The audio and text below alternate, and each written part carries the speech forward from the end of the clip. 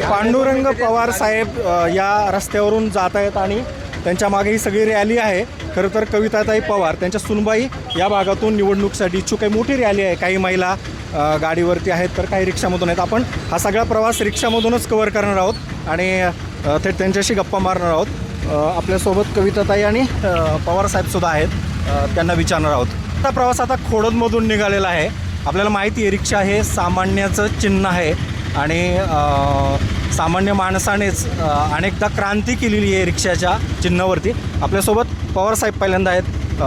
पवारसाहेब, मला सांगा, तुमच्या गावापासून ही रॅली निघालेली आहे. आता तालुक्यात मतदारसंघाच्या मध्यभागी आपण आहोत.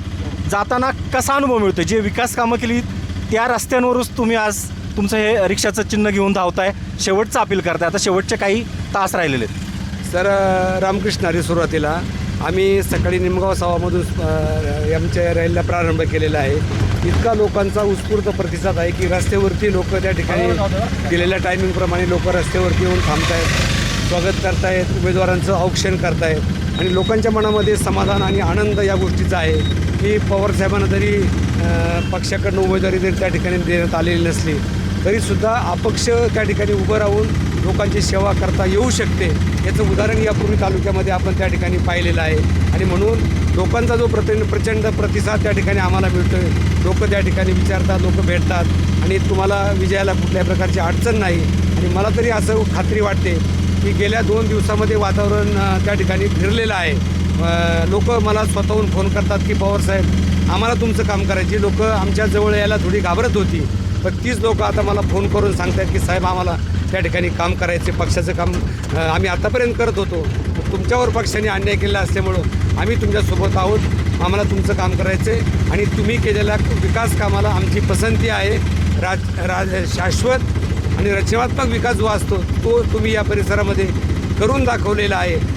नामदार अजितदादा पवार साहेब असतील, नामदार दिलीपरावजी वळसे पाटील साहेब असतील, स्वर्गीय वल्लभशेठ बेनके साहेब असतील किंवा माजी आमदार आदरणीय अतुलशेठ बेनके साहेब असतील, डॉक्टर अमोल कोल्हे साहेब असतील, यांच्या मार्गदर्शनाने या परिसरामध्ये कायापालट करण्याचा मी त्या ठिकाणी मनापासून आणि प्रामाणिकपणे गेले अनेक वर्षापासून प्रयत्न केलेला आहे.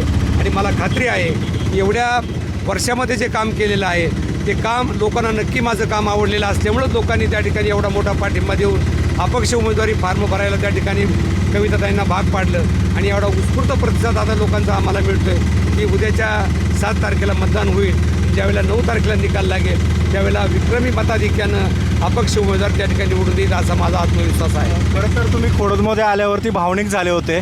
ज्येष्ठ नेत्यांमध्ये जी नावं घेतली जातात त्याच्यामध्ये तुमचं एक नाव घेतलं होतं आणि वळसे पाटील असतील किंवा वल्लभशेठ बेनके असतील, यांनासुद्धा तुम्ही निवडून आणण्यासाठी या भागात काम केलं होतं, लोकांपुढे गेला होतात. आज तेच भावनिक आव्हान तुम्ही केलं. नेमकं काय म्हटलात तुम्ही आता नागरिकांच्या पुढे? सर, काय झालं की मी 1992मध्ये पहिल्यांदा या मतदारसंघामध्ये पंचायत समितीला निवडणूक लढवली. त्यावेळेला जिल्हा परिषदला माझे जवळचे जीवाभावाचे मित्र आदरणीय गणपतराव फुलोडे साहेब ते झेडपीचे उमेदवार त्या ठिकाणी होते. त्यावेळी खोडदकरांनी मला चांगल्या मताधिकाने मला विजयी केलं. परंतु त्यानंतर अनेक निवडणुकांमध्ये मी मतं जे मागायला या परिसरामध्ये आलो, कधी आदरणीय वळसे पाटील साहेबांची मतं मागायला आलो, कधी वल्लभशेठ बेनके साहेबांसाठी मतं मागायला आलो, कधी अतुल शेठची मतं मागायला आलो, कधी अमोल कोल्हे साहेबांसाठी मतं मागायला आलो, कधी स्वर्गीय निवृत्तीशेठ शेरकरांसाठी मतं मागायला आलो. पण स्वतः मी किंवा माझ्या कुटुंबातल्या एखाद्या माणसासाठी मतं मागायला या परिसरामध्ये 30-35 वर्षामध्ये कधीच आलो नाही. पण या लोकांची प्रामाणिकपणे मी सेवा करत राहिलो. कधी या लोकांनी मला बोलवलं, कुठल्याही कार्यक्रमाला बोलवलं, मी रिकाम्या हाताने त्या लोकांच्याकडे गेलो नाही. ज्या मळ्यामध्ये गेलो तिथे रस्त्याची अडचण होती, रस्त्याची अडचण सोडवली. एखाद्या ठिकाणी गेलो, लोकांना पुलाचा प्रश्न होता, तो प्रश्न सोडवला. कधी चारीच्या रस्त्याचा प्रश्न त्या ठिकाणी सोडवला. स्मशानभूमी असेल, दफनभूमी असेल किंवा आपल्या मंदिरांचे जे काही परिसर असतील त्या सुधारणेचं काम ज्या ठिकाणी मी गेलो त्या ठिकाणी मला ते काम करण्याचं सद्भाग्य लागलं. मग लोकांनी आता त्या ठिकाणी ठरवले की पवारसाहेब 30-35 वर्षामध्ये तुम्ही स्वतःसाठी कधीच मतं मागायला आमच्याकडे आला नाही आणि आता स्वतः तुम्ही मतं मागायला आलात. तुम्हाला मतदान करून तुम्ही याच्यापूर्वी आमच्यासाठी जे काम केलेलं आहे त्या कामातून, त्या ऋणातून आम्हाला उतराय व्हायचे. मतदान दिल्याच्यानंतर पुढं काय होणार आहे ते तुम्ही करणारच आहात, पण इथून मागं तुम्ही जे काम केले त्या कामाच्या ऋणातून आम्हाला उतराय व्हायचे. त्यासाठी आम्हाला आता कविताताईंना मतदान करायचं असा सगळ्या लोकांचा सूर त्या ठिकाणी मला पाहायला मिळालेला आहे. नक्कीच आपण जी गर्दी पाहतोय त्यावरून तरी पवारसाहेबांचा एक विश्वास आणि केलेल्या कामाचं हे सगळं फळ असेल असंच म्हणावं लागेल, कारण गावागावामध्ये अपक्ष उमेदवाराला मिळणारी जी साथ आहे, जी गर्दी होते स्वागत करताना, ताईंचं औक्षण करताना. ताई, खरं तर आजसुद्धा म्हणजे शेवटच्या काही तासामध्ये उमेदवाराच्या चेहऱ्यावर प्रचंड ताण असतो, तुम्ही मात्र एकदम आज खुश दिसताय. काय तुम्ही सुद्धा अपील करताय आता ज्यावेळेस जाताय त्यावेळेस? हे माझ्या चेहऱ्यावरचा जो आनंद आहे याचं सगळं पूर्ण श्रेय मी आदरणीय पांडुरंगरावजी पवारसाहेब जे माझे सासरे आहेत त्यांना देईल. कारण हा जो जनसमुदाय आहे, जनसमुदायाचं प्रेम आहे, ते फक्त आणि फक्त आदरणीय पवारसाहेबांनी ज्या लोकांना म्हणजे ज्या समाजातील प्रत्येक गावातील लोकांना जी विकास कामे दिली, त्या विकास कामांच्या माध्यमातून लोकांची जी सेवा केली, त्यामुळे लोकांचा जो मिळालेला प्रेम आहे, त्या प्रेमाचं हे फलित आहे असं मला वाटतंय.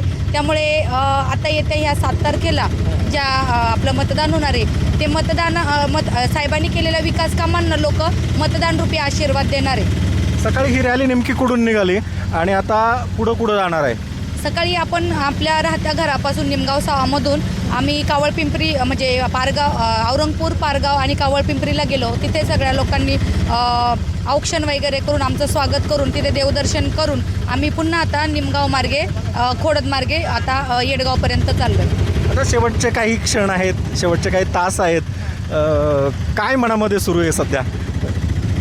मनामध्ये हेच सुरू आहे की आता आज 5 वाजता आपला प्रचार संपतो आहे आणि आता आपण सर्व घरापर्यंत पोचलो आहे. कारण जो कमी वेळ मिळाला होता आम्हाला, एक 4 ते 5 दिवस मिळाले आमचं पूर्ण चिन्ह पोहोचवण्यासाठी, परंतु असं वाटत होतं की थोडा कमी वेळ आहे. पण आत्ता आज ह्या क्षणी असं वाटत नाही आहे की तो वेळ कमी होता, कारण सर्व लोकांच्या मनामध्ये हे रिक्षा हे चिन्ह पोचलेलं आहे आणि सर्व लोक उत्स्फूर्तपणे सांगतायत की तुम्ही काळजी करू नका, आम्ही तुमच्यासोबत आहोत.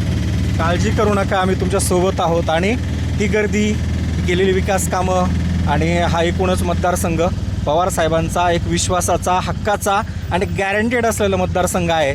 खरं तर महाराष्ट्रामध्ये नक्कीच या मतदारसंघाची ओळख निर्माण करण्याचं काम पवारसाहेबांनी केलं. आता सुनबाईला सुद्धा ते मोठ्या फरकाने निवडून आणणार आहेत. यामध्ये काहीच कुठल्याही प्रकारची उणीव भासणार नाही. हेच या गर्दीचं आणि पवारसाहेब आणि त्यांच्या सुनबाईच्या चेहऱ्यावरचे सगळे हावभाव सांगत आहेत. धन्यवाद. हां, यांचा सचिनचा